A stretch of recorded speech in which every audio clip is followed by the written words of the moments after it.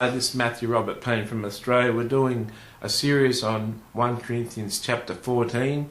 Every verse in the series is on my YouTube channel. If you want to click on the YouTube channel, if you just want to specifically look at verse 27 and 28, this is on 28, but 27 precedes it and gives it context. So if you've come to have a look at what 28 means, I'm going to give you what that means. Verse 27 says, if anyone speaks in a tongue, let there be two, or at the most three, each in turn, and let one person interpret it.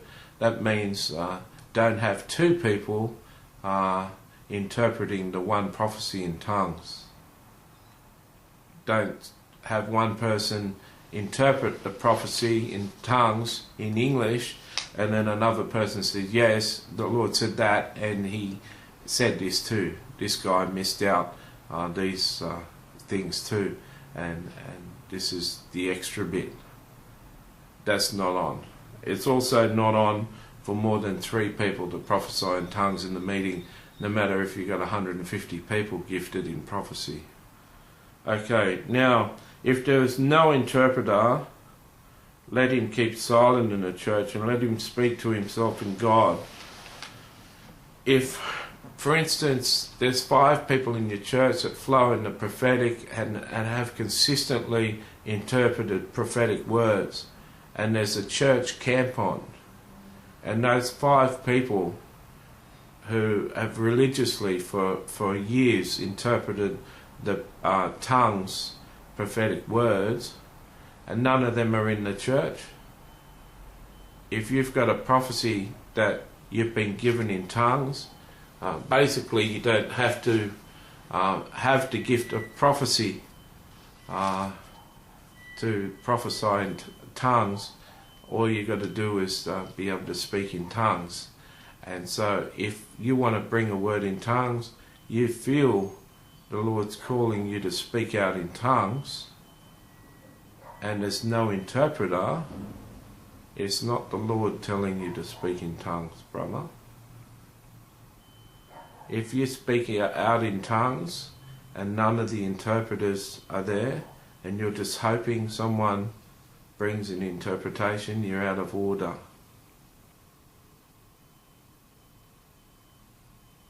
Many people want to be heard and spoken. There's all sorts of reasons people prophesy in church, or pretend to prophesy in church. And proper order, Paul is teaching here, is if there's no interpreters in the church, no prophetic people are currently in the church at the time, then don't speak. Now, there could be someone who could interpret the word the first time they've ever done an interpretation of a prophecy in tongues. That could happen, and someone could magically interpret your prophetic word. But how are the congregation to know that's a real interpretation or someone just making up a delusion? There could be 2 delusional people, one person given the prophetic word in tongues and one person giving a delusional interpretation. I've been in churches where there was no interpretation. It was very embarrassing. There's the temptation for people to give an interpretation, some nice sounding interpretation, but it's only because no one's speaking forth an interpretation, and so they make something nice sounding up to keep order in the church. I had a friend who had a Greek friend go to I don't agree with what this guy did, and I think it's quite disgusting what he did. It shows a lot of unbelief and lack of faith, but this is what he did. He went to a Pentecostal church and spoke for 2 minutes in Greek, and someone interpreted the message.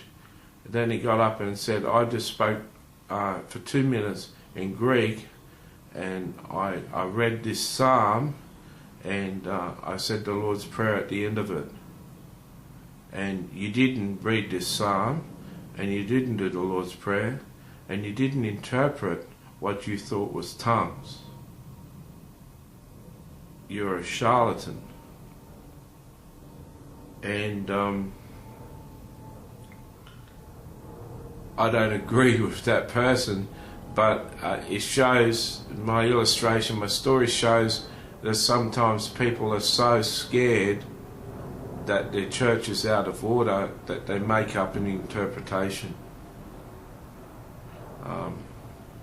Have I done it? I've been accused of doing it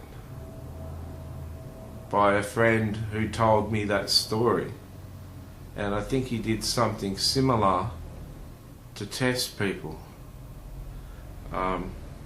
When I got the interpretation, it wasn't feeling discomfort. The Lord gave me a prophetic word, like He's given me a few times a prophetic word. When someone had spoken in tongues, the Lord had just given me a prophetic word, which I believed was the interpretation. And my friend, who's a little bit dishonest, said to me, my interpretation wasn't true, that's not what he said. And he said it in Greek. And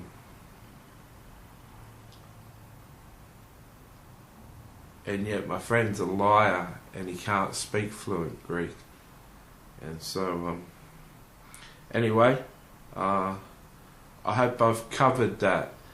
If there's no prophetic people in your church or proven people who've walked in interpretation and you feel led to give a prophetic word in tongues, be quiet and wait until those people get back to church. Okay? That's what it means. I hope I've captured it good enough for you, and I hope you enjoyed the illustrations.